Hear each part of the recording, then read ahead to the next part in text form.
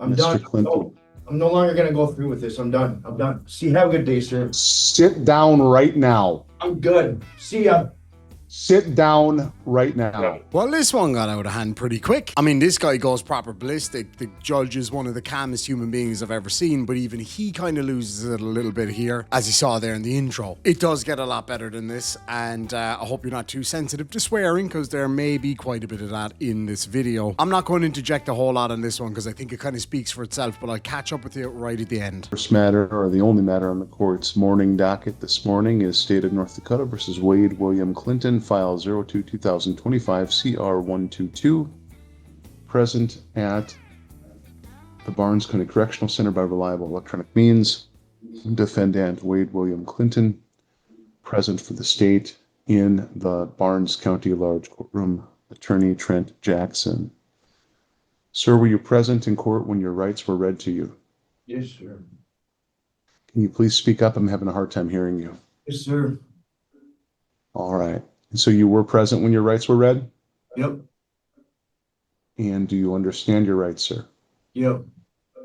One of the important rights you have is the right to be represented by counsel at every stage of the proceedings, including this one.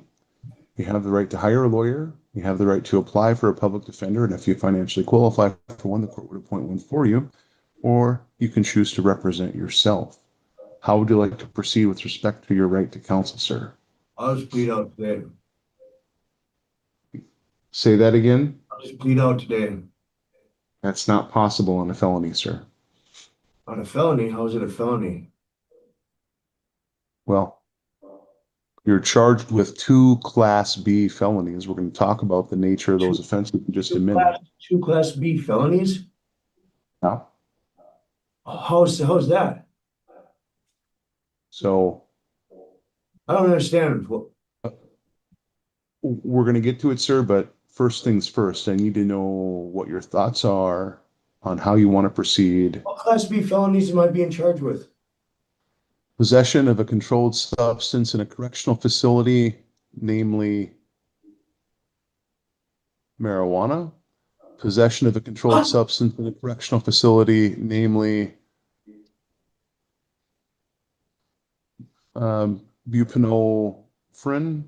What the fuck is that? Sir, you're in court. I'm sorry, but I don't understand this. Like, I'm not pleading guilty to that crap.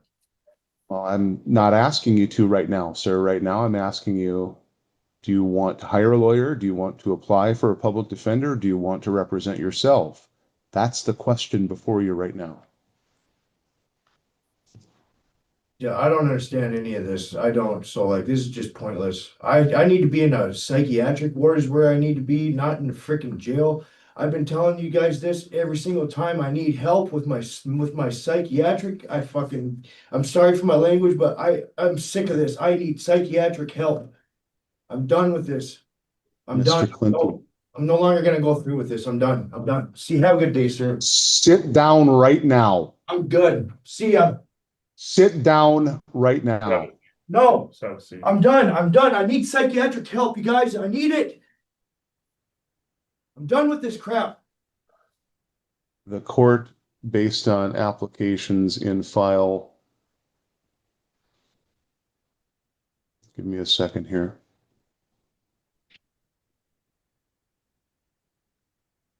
I hear voices. I'm done with this. I'm done with it. Every single time. Nobody ever gets me the help I need. State hospital is where I need to be at.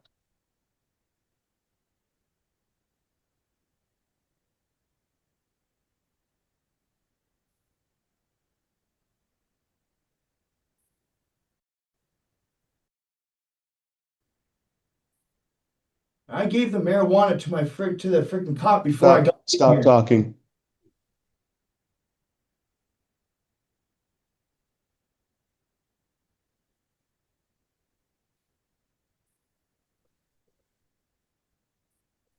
Based on the recent application in file 20-2024 CR 45, the court finds the defendant indigent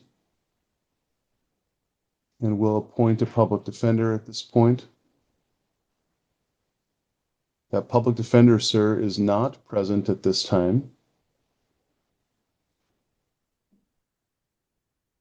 So, sir, I have a couple of options for you.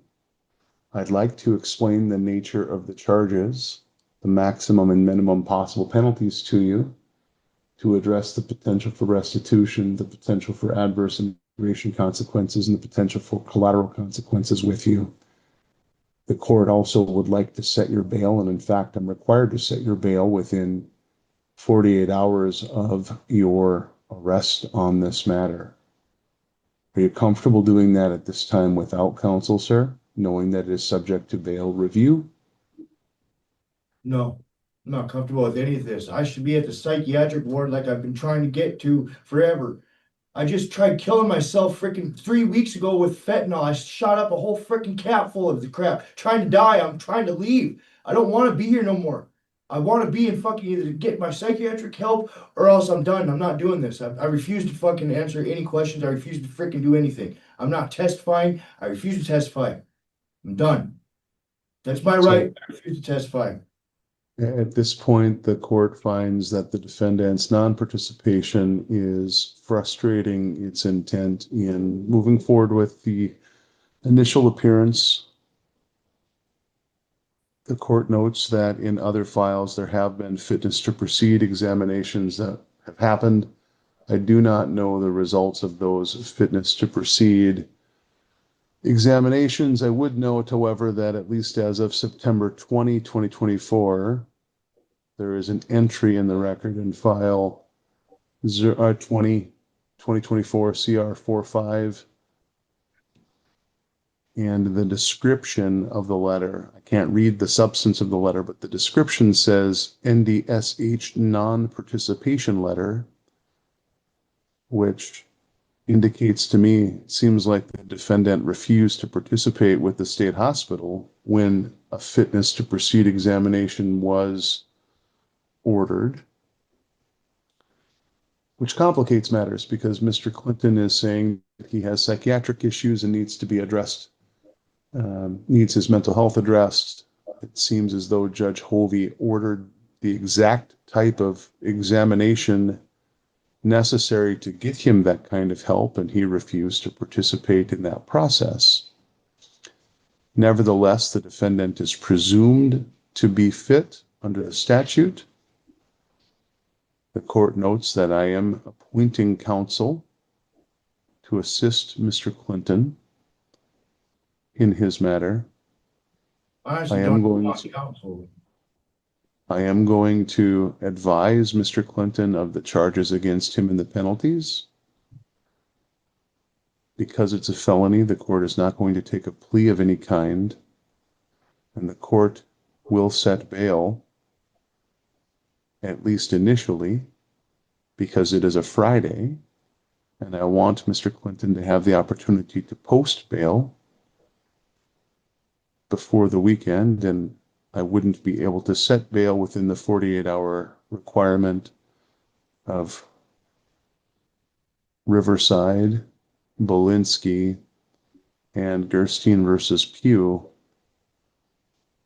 unless I do it right now.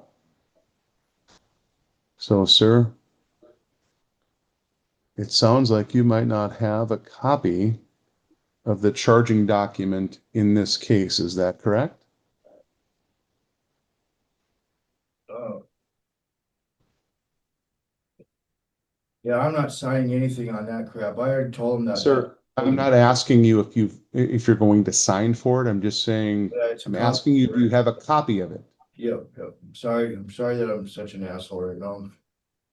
Well, sir, I'm not trying to upset you. I'm just simply trying to do my portion of the job to make sure you understand what's going on. At this point, I know nothing about the case. I don't prejudge the case. I'm simply trying to make sure you understand what your rights are, what you're charged with, the potential consequences for what you're charged with. And I'm required to set your bail, and I'd like to do that today. Do you understand? Yep. All right. So, sir, is your name correctly spelled on that document in the upper left-hand corner? Yep. All right, sir. In that document, the Barnes County State's Attorney charges in count 1 that on or about April 24, 2025 in Barnes County, North Dakota, the defendant, Wade William Clinton, did commit the offense of possessing a controlled substance in a correctional facility in violation of North Dakota Century Code Section 12-44.1-21 subsection 4 and 12.1-32-01 subsection 3. By then and there, the defendant willfully and unlawfully possessed a controlled substance in a correctional facility. In particular, the state alleges the defendant willfully possessed marijuana in the Barnes County Correctional Center. That offense is a Class B felony. Count 2, the state alleges that on or about April 24, 2025 in Barnes County, North Dakota, the defendant, Wade William Clinton, did commit the offense of possessing a controlled substance in a correctional facility in violation of North Dakota Century Code Section 12-44.1-21 subsection 4 and 12.1-32-01 subsection 3. By then and there, the defendant willfully and unlawfully possessed a controlled substance in a correctional facility. In particular, defendant willfully possessed buprenorphine, buprenorphine, in the Barnes County Correctional Facility. This offense, as alleged, is a Class B felony against the peace and dignity of the state of North Dakota, dated this 25th day of April 2025. State's witnesses, Deputy Danielle M. Bjorley, Griggs County Sheriff's Office, Correctional Officer Joshua Bitts, Barnes County Correctional Center, and Sergeant Nathan Morton, Barnes County Sheriff's Office. Signed, Tanya Duffy, Barnes County State's Attorney, 234th Street Northwest, room 304, Valley City, North Dakota, 58072, phone number, fax number, email address, penalty sections. Both of these counts, sir, are Class B felonies as alleged. Class B felonies carry with it a maximum possible penalty of 10 years in prison, a fine of up to $20,000 or both. The state has alleged that both offenses carry with them a minimum mandatory penalty that you submit a DNA sample for inclusion in law enforcement databases. There is also a requirement that you submit fingerprinting for inclusion in law enforcement databases. There are no other applicable minimum mandatory penalties. If you are convicted of this offense, the state legislature requires this court to impose certain court fees. For a Class B felony, those court fees include a $650 criminal administrative fee, a $100 facility improvement fee, a $25 victim witness fee, and depending on whether or not an application for public defense services is filed, $35 to apply for a public defender. Those fees may be reduced, modified, or waived under certain circumstances. If your conduct caused any loss or financial harm to another person, the court can order restitution. If you are not a United States citizen, these types of offenses carry with them significant adverse immigration consequences. They might also carry with them significant adverse collateral consequences for which the court is not required to explain. Sir, do you understand the nature of the charges? I'm not asking if you agree with the charges, but do you understand the charges and penalties? No.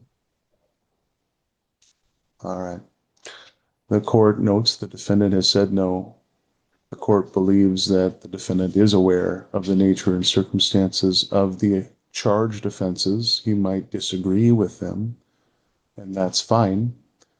The court believes Mr. Clinton is aware of the penalties, especially in light of his discussion previously about seeking services at the state hospital rather than jail. I think the defendant is well aware of the charges and penalties. I'm not aware of them because I wasn't caught with this stuff on me. I got searched. When I got searched, this stuff was not found on me. This is all of a sudden after I'm Sir, put in jail cell. This is the I loop don't- coming after. Sir, I don't want you to talk about the offense because I don't want you to say something that can be used against you and hurt your case. So I understand that you might have a defense. I understand that you might disagree with the charges. That's not the point or the questions that I'm asking. It's simply, do you understand what the state is alleging? Not whether you agree with it, not whether you have a legal defense, because you very well might. All right. All I'm asking you is whether you understand what I just read to you. I don't understand it. All right. And the court makes a factual finding to the contrary of that. So the next issue that we need to address, sir, because these are felony level charges, I'm not going to take any plea of any kind. Your next court hearing will be a preliminary hearing. The preliminary hearing is a threshold probable cause hearing to determine whether probable cause exists that a crime was committed and probable cause exists that you committed it. If you either waive that hearing or have a contested preliminary hearing and the court finds probable cause, your case will be bound over for an arraignment. If the court does not find probable cause at a contested hearing, then your case would be dismissed. Good. The arraignment, if the court either finds probable cause or you waive your right to a preliminary hearing, the arraignment would happen right after that. And at that time, the court would ask you whether you plead guilty or not guilty. But for this stage, at this time, I'm not going to ask you for a plea of guilty or not guilty. So that's what's going to happen next.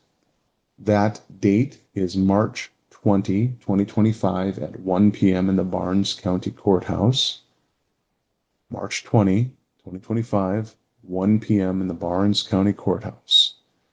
Sir, do you understand when you need to be back in court? You said what, March 20th? That's the whole year from I'm now. sorry. I'm saying March and I meant May. It's May 20. So in about 25 days. It's my little girl's birthday. I'm freaking out. That's cool. That's good. So I meant May 20. The preliminary hearing is May 20, 2025 at 1 p.m. in the Barnes County Courthouse, and you'll get written notice of that date as well. But May 20. Do you understand that? Okay. I didn't hear you, sir. I said okay. All right. So the next issue I have to address, Mr. Clinton, is bail. So I'm going to hear from Mr. Jackson. He's going to give me a bail recommendation. And then I'll give you an opportunity to tell me what you want about bail, but I would again ask that you not talk about the facts and circumstances of the offense, because I don't want you to say something that can be used against you. Okay? Mr. Jackson, go ahead. Your Honor, the state is requesting bail be set at $10,000 cash or in the alternative, $20,000 corporate surety. The state is also requesting provisions 1, 2, 5, 6, 7, 9A, 10, 11, 14, 15, and 16 be checked. The reason for 16, Your Honor, is it appears that in North Dakota case 20-2022-CR-30, that there is an Appendix A, which seems to indicate that the defendant is currently on probation. The other reasons for the state's request is that the defendant has had previous failures to appear in 2010 case ending in 52, as well as the 2022 case that was just referenced to the court. One of those, the 2010 case, was a failure to appear for a change of plea in sentencing. And Your Honor, given what has been said here on the record by the defendant, the state is also concerned with his safety the state is also concerned with his demeanor and the fact that he tried to walk away and got up and in fact did so until he eventually sat back down, about his appearance in court for future proceedings. The state would put forth that the state believes that the evidence against the defendant in this case is strong, as these items were found by correctional center staff and/or sheriff's department officers to be within the defendant's possession. Thank you, Your Honor.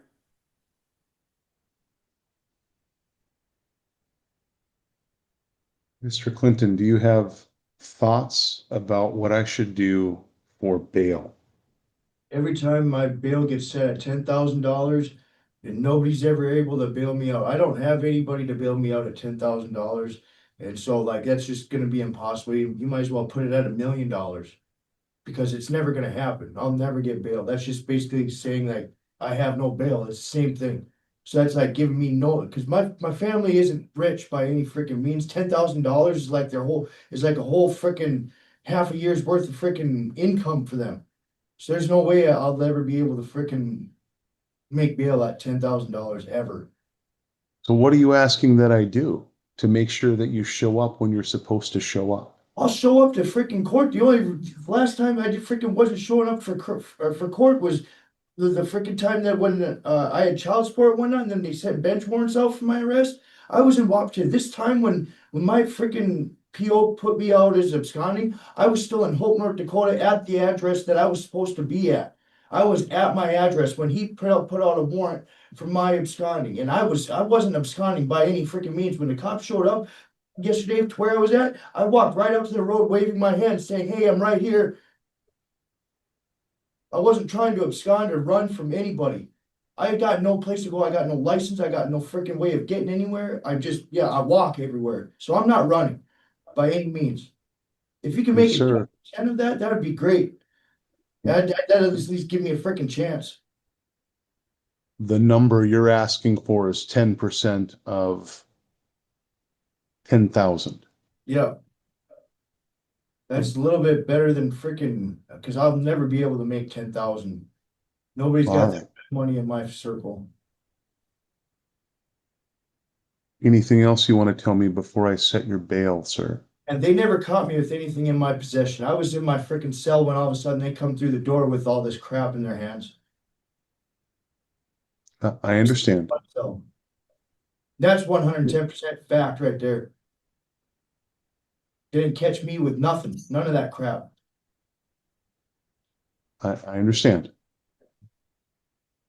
Anything else you want to tell me? And I'll even take a piss test right now to prove that whatever that freaking stuff you said with the bees is, I guarantee I have none of that in my freaking system, not whatsoever. And the marijuana, I gave it to the dead Stop. I don't want you to talk about the facts, okay? Again, I just don't want you to end up hurting your case, okay?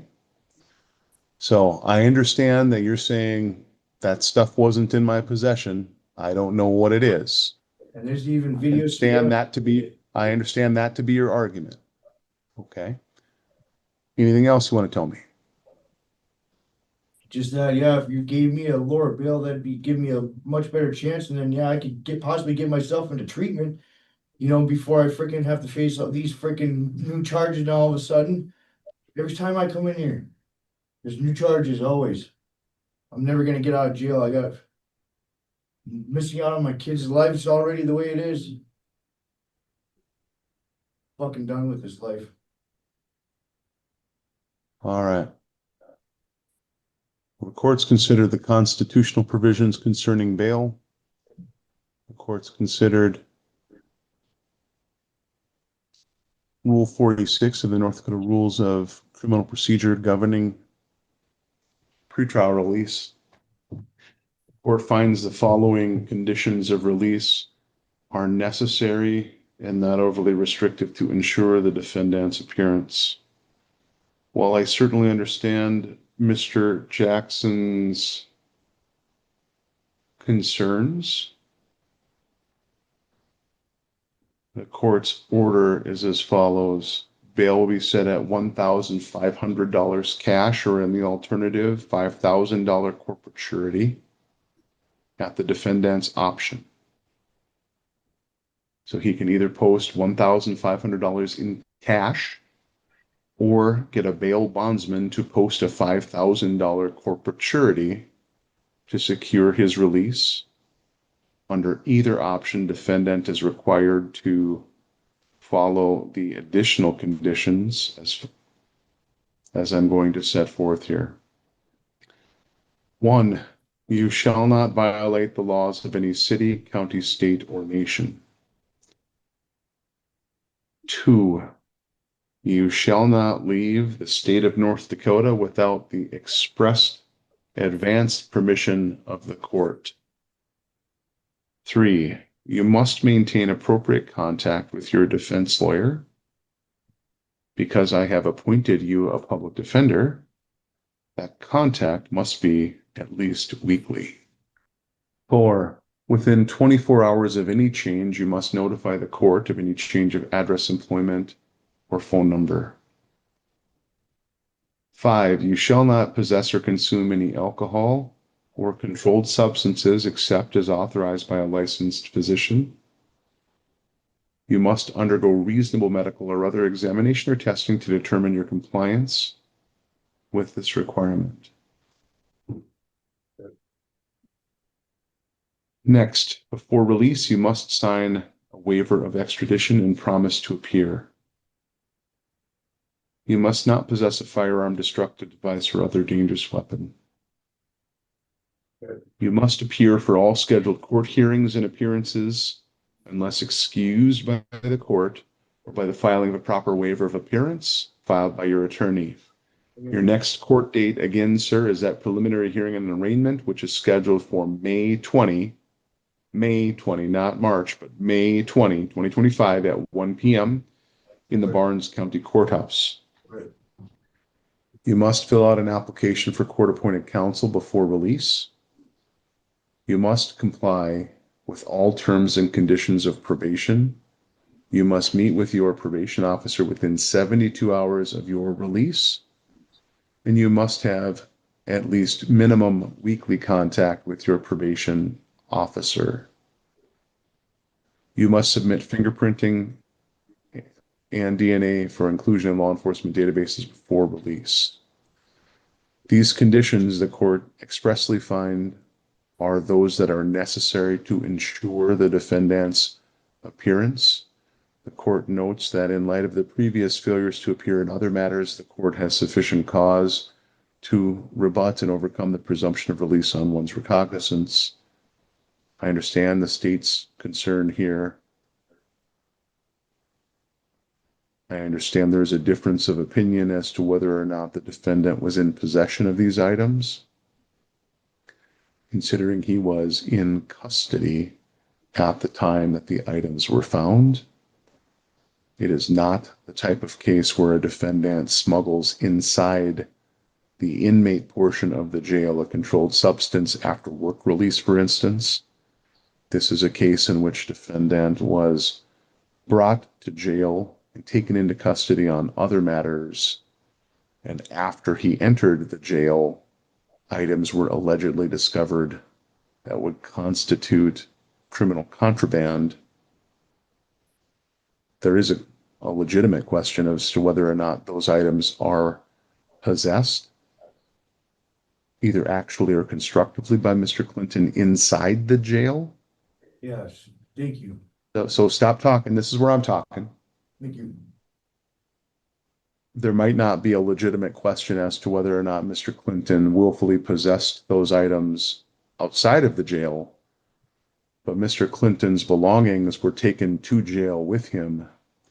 And so at some point, those might be a legitimate issue as to whether or not he possessed those items or whether law enforcement placed those items inside the jail for him, which triggers the enhanced offense of possessing items inside the jail.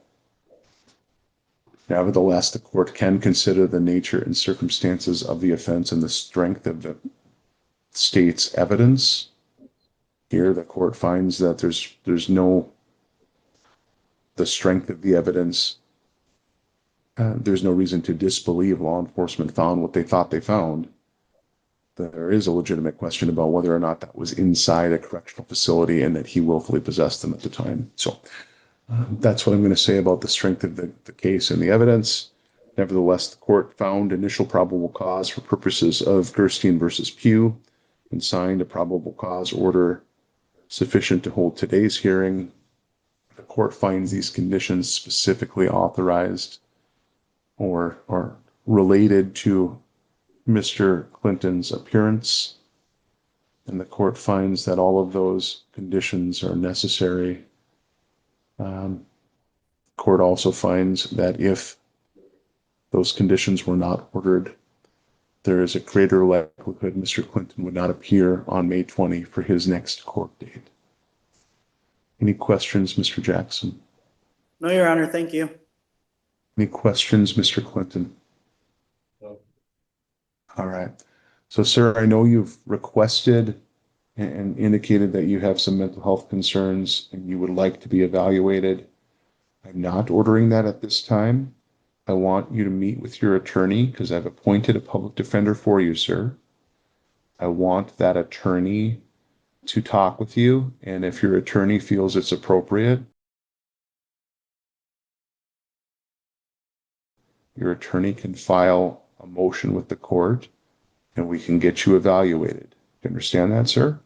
Every time I get yes, I understand that, but every time I get evaluated, it's the same thing. Like, I need to be inside the facility in order for them to evaluate me. You understand? Like, on that type of note, like, they need to be able to see me in a less stressful freaking environment to where they can get a proper assessment done on me instead of just assessing me from far away where they ain't even got eyes on me. Yeah. You know, So see my behavior, my moves. my personal view is I tend to agree that these evaluations should be done in person.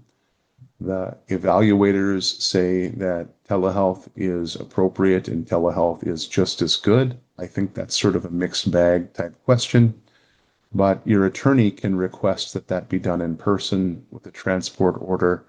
That's something to talk with your attorney about. Okay, sir? Good. All right. And just for the record, I don't know if the state hospital is any less of a stressful environment than jail. In some respects, maybe it is. Some respects, maybe it isn't. That's yet to be seen. If that motion is filed, we'll take it up then. But for now, that's my bail order. You got to post either $1,500 or come up with a bail bondsman in the amount of $5,000. Follow those other conditions and continue to follow the probation conditions, sir. Meet with your probation officer and we'll go from there. All right? Thank you. All right. With that, we are adjourned. Have a good day. Well, there we go. It is a bit of a strange one, the whole thing about like cops planting stuff or whatever. I'm not really sure what to think about that, but I'm going to keep an eye out for when this one comes back up, and I'll fill you guys in with whatever happens if I do find it. So please don't hold me to that one. Anyway, let me know, does my audio sound a little bit better? I think it might do because the mic is kind of sorted out now. But let me know what you think, and yeah, we'll catch you in the next one. Slán Siomhá.